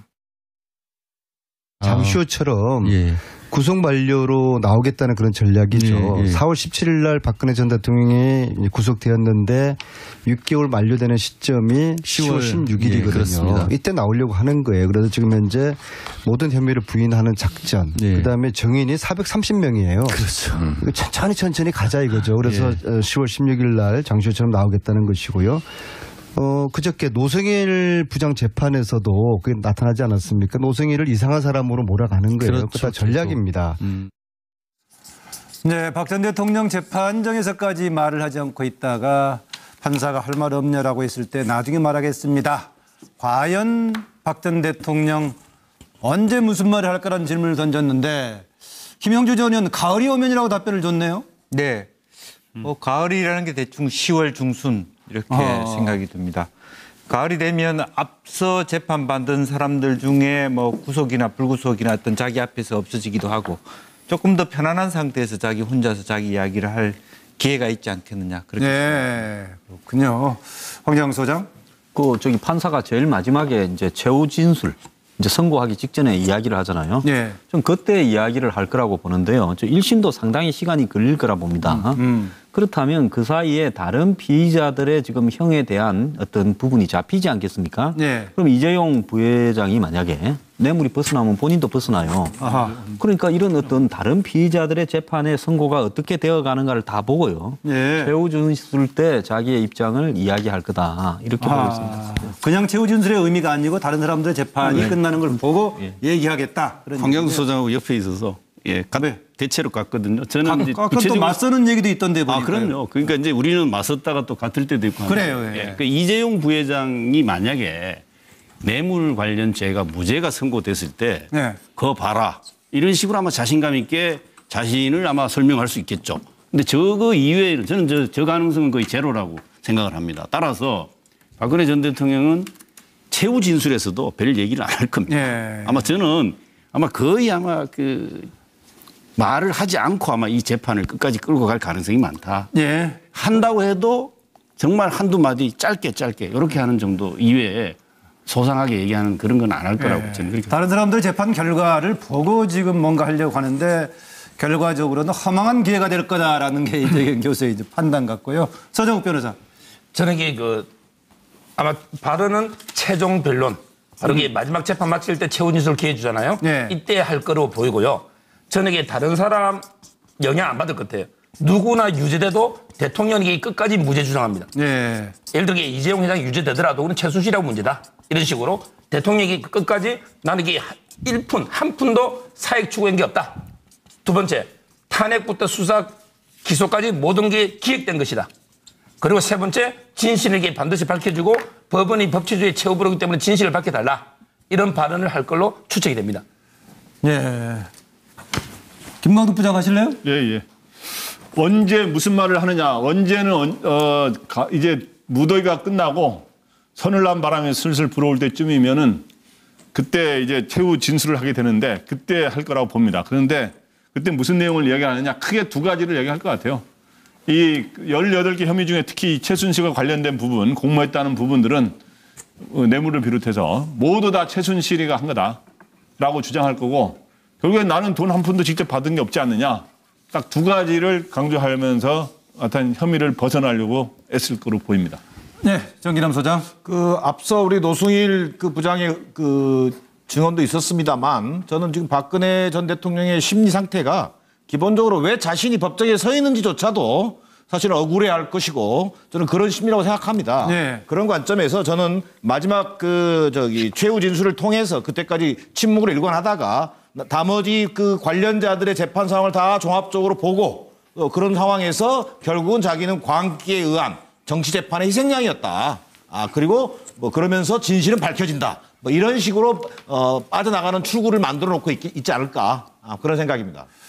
네, 그러네. 여러 가지 출구를 마련하겠다고 하는데 최종 내용 발언 약간의 좀 견해차가 있네요.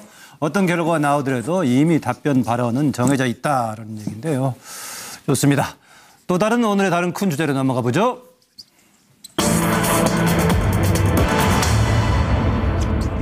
박근혜 측 여기서는 아마 유영하 변호사 얘기 같은데요. 블랙리스트 지원했던 공무원들에게 구질구질하게 그러냐라는 얘기였습니다. 네, 화면 보면서 설명을 좀 드리겠습니다. 박 전 대통령 측의 변호인 유영하 변호사입니다. 무리수 변호 공무원들에게 구질구질이라는 표현을 쓰면서 그만두라는 얘기입니다. 살인범 낳은 어머니에게 마치 지금 이제 책임을 묻는 것이다. 박 전 대통령의 직접적인 책임이 아니다라는 얘기입니다. 블랙리스트는 밑에 직원들이 했던 것인데 직원들의 책임이 있는 것이지 왜 박 전 대통령의 책임이 있느냐라는 비유를 하면서 살인범에 대하면 살인범 스스로가 책임이지 그게 어머니한테 책임 묻는 거다라는 얘기였고 그다음에 또 다른 이 변호사의 경우 역시 같은 변호사죠. 박 전 대통령 대리인인데 박 전 대통령의 4회차 주 4번의 재판 진행에 대해서 연약한 여자다, 무리수다. 박 전 대통령은 영원한 대통령이기 때문에 전직 대통령에 대한 예우를 갖춰야 된다. 또 재판 일정에 관해서 오음진리교에 관한 사건도 1심에서 10년이나 걸렸다. 이런 얘기했는데 여기에 대해서 재판부에서는 우리도 작년 10월부터 계속 모셨다라는 얘기고 박 전 대통령은 근래에 와서 다리도 저리고 허리도 아프다. 또 호송차에 내려서 법정으로 가는 장면에서 휘청거리는 장면도 보이고 있기도 했습니다. 이런 상황인데 관련 얘기입니다. 지금 이제 유영하 변호사 이렇게 공무원들에게 구질구질하다. 나 같으면 사표를 냈다. 이렇게 무리한 변론까지 하는 이 내용의 의미에 대한 말풀이 해석을 패널들에게 던지고 자리 한번 보겠습니다. 선의로 추진했던 일이었고 그로 인해 긍정적인 효과도 적지 않았음에도 이런 일이 일어나 매우 가슴 아파하고 계십니다. 온갖 의혹을 사실로 단정하고 매도되는 것에 대해 매우 안타까운 심정이지만 성실하게 수사에 협조해서 진실을 밝히는 데 최선의 노력을 다할 것을 당부하셨습니다. 그리고 끝으로 대통령이기 전에 여성으로서의 사생활이 있다는 점도 고려해 주셨으면 합니다. 이 사건과 무슨 상관이 있어서 그 말씀을 하신 건지. 제가 이 자리에서 꼭 답변이 꼭 해야 된다면은 하겠지만은 추후에 다시 말씀드릴 기회가 있다고 생각합니다. 네, 유영하 변호사 블랙리스트 관련 얘기를 하면서 해당 공무원들 구질구질하다 나 같으면 사표를 냈다. 어떤 뜻으로 한 것인지 거기에 대한 말풀이를 제가 패널들께 질문을 드렸던 겁니다. 서 변호사 준비됐나요? 유영하 변호사가 저 말을 한 뜻은요. 예를 들어 그 대통령의 만약에 지시가 부당했다면 블랙리스트를 만들라는 지시가 부당했다면 그때 직을 걸고 거부하든지 사표 내든지 했어야 되는데 왜 그때는 따랐다가 지금 와서 부당한 지시라고 하느냐. 이걸 이게 공무원들을 질책하는 의미로 한 말인데요. 제가 보기에 딱 한마디로 하면 이건 이게 적반하장이에요. 부당한 지시를 한 사람이 잘못된 겁니까? 부당한 지시를 거부 못하고 이게 다른 공무원이 잘못된 겁니까? 기본적으로 이게 부당한 지시를 한 게 잘못된 거 아니에요. 실제 이거 사표 내고 실업도 되는 게 쉬운 건 아니잖아요. 공무원이. 따라서 이게 저는 한마디로 유영하 변호사 이 말은 적반하장이다. 이렇게 보입니다. 우리가 이 시간에 지금 뉴스와이드 하면서 이런저런 질문을 던졌는데 가장 많이 나온 단어 중에 하나가 적반하장이 아닌가 좀 그렇습니다. 그러니까 관련된 사안들에서 적반하장의 행위를 하는 게 좀 워낙 많은 것 같습니다. 김광규 부장. 예, 저는 뭐 저렇게 하면서 공무원들을 아까 나 같으면은 그때 사표를 냈을 거다. 그리고 지금이라도 사표를 낸다. 뭐 이런 여러 가지 뜻을 담은 것 같은데 그렇게 하면서 그 증언하려는 공무원들을 거의 입을 완전히 막을 수도 없는데 입을 막으려는 시도가 아니냐. 그래서 결국에는 그 소위 공무원들의 언론의 자유와 표현의 자유를 막는 시도가 아니냐. 그런 측면에서 굉장히 그 변호사로서 이렇게 올바른 전략은 아닌 것 같습니다. 공무원들의 입막 음용이다. 김명주 전 의원. 예, 유영아 변호사는 변호사이기도 하지만 정치인입니다. 좀 다른 각도에서 보면 나는 대장부다. 공무원들은 이렇게 사실은 자기가 시키는데 다 해놓고 난 다음에 이제 와서 대통령 탓을 하는데 나는 그렇지 않다. 나 같으면에 초점을 두고 예, 나 같으면. 그래서 나중에 저걸 뭐 자기가 선거 정치에 나갔을 때 나는 이렇게 큰 목소리로 대통령을 옹호했다. 이렇게 얘기를 할 가능성이 있다. 그렇게 봅니다. 네. 황장우 소장. 저는요, 저기 유영아 변호사가 생각보다 굉장히 순수하네요. 왜냐하면 공무원이 영혼이 없다라는 말을 그걸 아직도 모르고 있답니까? 저 연세가 저렇게 됐는데. 그러니까 공무원은 솔직히 말하면 시키면 시키는 대로 하고 덕을 볼 일 있으면 보고 또 정권이 바뀌면 배신해서 코드 맞추고 그게 공무원의 본질인데 유영아 변호사는 지난 정권 덕 보고 승진해놓고 누릴 건 다 누리고 또 우리를 배신하냐 순장조가 없나는데 그 말하기 전에 이 자유한국당의 친박 의원들이 박근혜 전 대통령이 재판받으러 처음 나갔을 때 그래도 친박이라고 하는 핵심이라고 하는 사람이 한 10대 명은 됐으면 그 옆에 도열하는 의리부터 먼저 보여야죠. 지금 의리를 탓할 때가 아닙니다. 누가 누구한테 의리를 논하겠습니까? 아니 제가 한 말씀 안 거둘 수가 없는데 곁들여서 지적을 해줬네요. 아니 황장수 소장님은 조금 그 경계를 넘나드시는데 공무원이 다 그런 게 아닙니다. 아니 이거 80만 가까운 공무원들이 전부 뭐 영혼 없고 뭐 그런 식으로 설명돼서는 저는 조금 그건 조금 수정하셔야 된다고 생각 말씀드려요. 제가 대신해 드릴게요. 속설에 공무원은 영혼이 없다고 속설이라고 하더라도 이 방송에서 공무원들도 많이 보고 계세요. 근데 정직하게 성실하게 땀 흘리는 공무원도 있는데 일부 저렇게 발치하고 일반화시켜서는 안 된다. 그러니까 저는 항상 그 얘기를 좀 강조하고 싶어요. 공무원만 그렇다고 합시다. 아니 뭐 그러니까 블랙리스트에 동조한 사람이 그렇다 이렇게 얘기하시고 그러니까 이런 부분은 저희가 조금 좀 신중하게 말씀을 해야 될 것 같고 저는 오히려 공무원들이 저 유영아 변호사 발언을 듣는 공무원들의 심정을 제가 좀 대변해 볼게요. 그러니까 당신은 박근혜 전 대통령의 변호인이나 하지요. 공무원 뭐 아무나 하나요. 이런 얘기와 함께 공무원들이 이렇게 말할 겁니다. 나 같으면 박근혜 전 대통령 변호인 사퇴하겠다. 그렇게 아마 지금 저 얘기를 듣는 공무원들 입장에서는 대받아주고 싶을 거예요. 네, 정기남 소장. 네, 기본적으로 저는 좀 다른 각도인데요. 박근혜의 사고 체계를 그대로 전달하고 있다.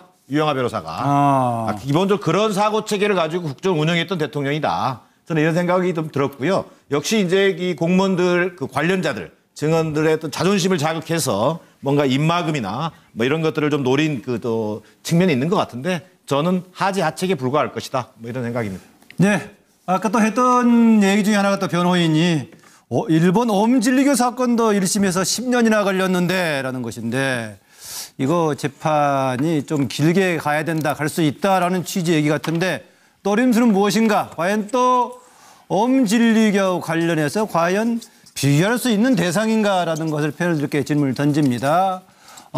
느닷없이 옴진리교 사건 이번 재판에 등장했는데요. 이상철 변호사죠. 이상철 변호사가 어제입니다. 어제 열린 박 전 대통령 공판에서 그런 얘기했습니다. 일본 옴진리교 사건도 1심 선고까지 10년 넘게 걸렸다. 박 전 대통령 사건은 더 역사적인 의미가 있고 복잡하니까 일주일에 3번 진행하면서 선고 일자를 늦추자는 것 아니냐라는 이제 이런 해석인데 옴진리교 사건 기억하는 분들도 있을 겁니다만은 1984년입니다. 일본의 신흥종교단체인 94년. 여기에 94년인가요? 94년이 맞을 겁니다. 두 차례에 걸쳐서 했어요. 몇 번에 걸쳤는데 지금 여기 그 수염 기르게 난 교주죠. 나왔는데 종만을 얘기하면서 저기 위에를 94년 고쳐주는 게 맞을 것 같은데 종교가 등장했던 건 84년인가 모르겠네. 등장했고 사고가 났던 것이 2번에 걸쳤는데 크게 났던 것이 95년 3월 20일 도쿄 지하철역에 살인가스를 살포해서 테러를 저질러서 알려졌는데요. 판결까지 7년 10개월 걸렸다. 아까 이상철 변호사가 10년 걸렸다 했었는데 바로 이 문제 때문에 일본 내부에서도 일본의 사법제도에 대한 수많은 논란들이 있었죠. 이렇게 살인가스를 통해서 많은 사람들에게 테러를 했던 것인데 이것을 7년 10개월이나 걸리게 했던 문제인데 이것을 빌려와서 박 전 대통령 재판도 길게 갈 수밖에 없다라고 하는 박 전 대통령 측의 이상철 변호사 주장 여기에 대한 해석 과연 비교 가능한가라는 질문인데 서정욱 변호사. 저는 이게 그 재판 장기화 노림수가요. 너무 많은데 이게 판넬이 좀 작아서 4가지만 일단 적었는데요. 첫째는 이게 그 재판이 장기화되면 6개월 뒤에 앞으로는 서정욱 변호사한테 판넬 2개씩 주세요. 저는 이게 재판 6개월 뒤에 되면 이게 불구속이 되잖아요. 그럼 이게 변호인 접견도 자유로우면서 방어권 행사에 철저히 유리하고요. 두 번째는 이게 그 공범자들을 다 놓으니까 말 맞추기도 좋고요. 또 중요한 게 재판이 장기화되다 보면 지금 이게 부정적인 여론 있잖아요. 국민 여론도 이게 변화 가능성이 있어요.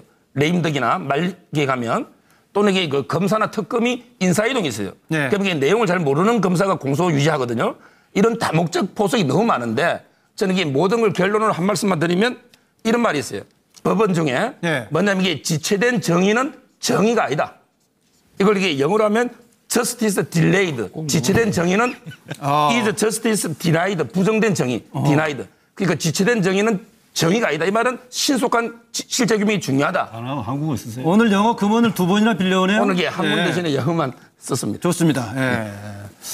그다음에 이재경 교수 준비됐나요? 아니 이건 정말 이런 망발이 없습니다. 어떻게 물론 뭐 이게 재판에 장기전을 하겠다는 포석을 의미했긴 하겠지만 저는 이걸 어떻게 살인가스를 뿌려가지고 도쿄 지하철에 1994년, 95년 1, 2차에 걸쳐서 엄청난 사상자를 낸 사건입니다.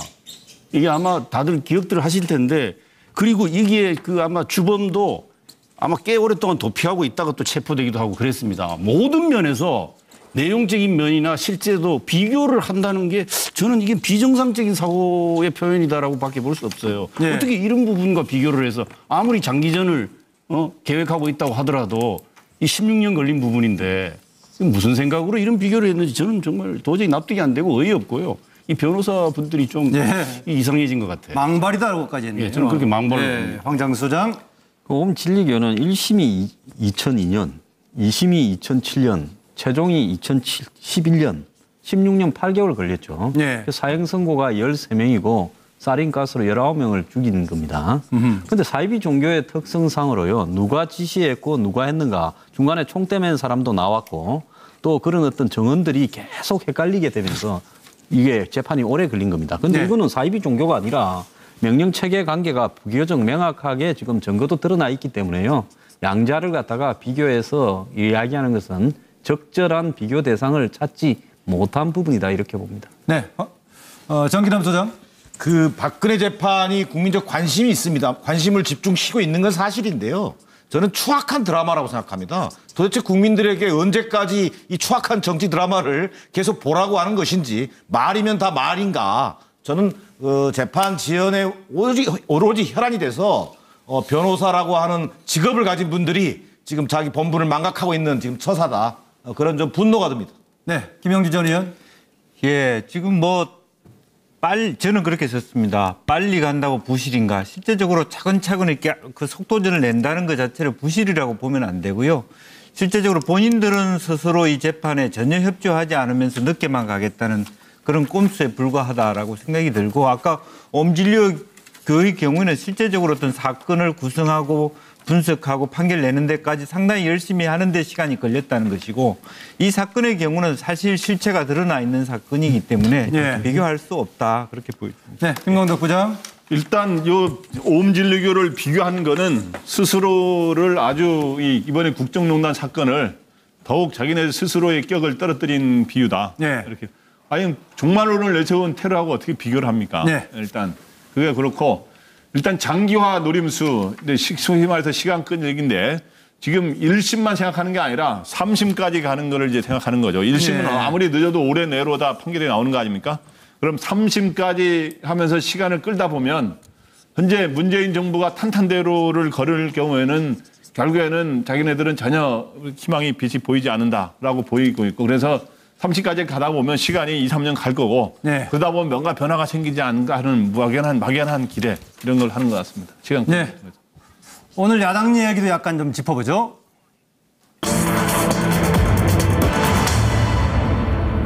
여기 제목은 야당 부적응 대 협치 딜레마 이렇게 나와 있는데 핵심은 두 야당의 사쿠라 대충도 이런 얘기입니다. 나와 있는 게 제목이 그렇게 판넬을 보죠. 야당 부적응. 협치 딜레마 이 두 가지로 제목했는데 두 야당에 떼어진 사쿠라 논쟁 얘기를 했습니다. 그 발언의 시발은 정우택 자유한국당 대표가 국민의당 정체성이 모여한 여당 이중대 역할이다. 오락가락 갈팡질팡 행보하는 사쿠라 정당이라는 말이 나온다라는 것인데 지금 비대위원장을 맡고 있죠. 국민의당의 국회 부의장을 하고 있는 박주선 의원. 협치의 근간을 흔드는 매우 결례된 발언이다. 오만불손 자유한국당 거대 여당에 했던 당시의 꿈을 못 깨고 있다. 사과해야 된다는 얘기인데 여기에 대해서 박 전 국민의당 전 대표죠. 문재인 대통령 잘한다고 박수치는 것이 민주당 이중대냐라는 얘기와 더불어서 오히려 정우택 의원의 아버지죠. 한때 당대표도 했던 정운갑 씨를 당시 둘러쌌던 오히려 그 얘기를 지적하면서 지금 오히려 사쿠라 논쟁 스스로 자초하는 거 아니냐 이런 얘기가 나오고 있는데요. 지금 던지는 얘기가 그 얘기입니다. 지금 두 야당들에 관한 얘기인데 야당들 과연 무엇을 어떻게 해야 되느냐라는 방향에 대한 얘기입니다. 자리 한번 보죠. 이미 상황으로 불리던 분은 요즘 갑자기 새 정부에 무슨 책을 잡혔는지 자고 나면 청문회 관련 입장이 오락가락 하면서 당에 아무런 직책도 없는 분의 말 한마디에 당이 휘청거리고 있는 실정입니다. 누가 봐도 이상한 야당이고 정체성이 모호한 여당 이중대입니다. 그처럼 정체성도 노선도 모호한 정당이 제1야당의 책무에 혼신의 노력을 다하고 있는 우리 자유한국당을 향해 협치 정신을 어기고 있다고 비판하는 것은 대단히 부적절한 공격입니다. 제가 같은 야당인 국민의당에 대해 사쿠라 정당이라는 표현은 쓰고 싶지 않지만 지금처럼 오락가락 갈팡질팡 행보를 계속한다면 결국엔 그런 말까지 나오지 않. 예, 뭐 시간이 다 돼가는데요. 오늘 6분의 패널들의 의견은 좀 화면으로 보기로 하고요. 아다시피 사쿠라 논쟁은 한일 회담을 둘러싸고 뒷거리하는 사람도 아니냐라는 지적에서부터 이후에 야당의 온건 노선에 대해서 야파는 논란이 있을 때만 나왔는데 이번에 다시 한번 제거가 됐네요. 여러분들 시청자분들 오늘 패널들의 오늘 화면으로 볼 수밖에 없네요. 시간이 짧아가지고 어느 분이 의견이 제일 좋았나 모르겠는데 뭐 묻지마 반대도 있겠지만 어쨌든 바람직한 방향으로 가야겠죠. 참고하고요. 오늘 MBN 뉴스아이드 여기서 마쳐야 할 것 같습니다. 이어서 김주아 앵커가 진행하는 정통 종합 뉴스 MBN 뉴스 8이 이어집니다. 계속 시청 바랍니다. 고맙습니다.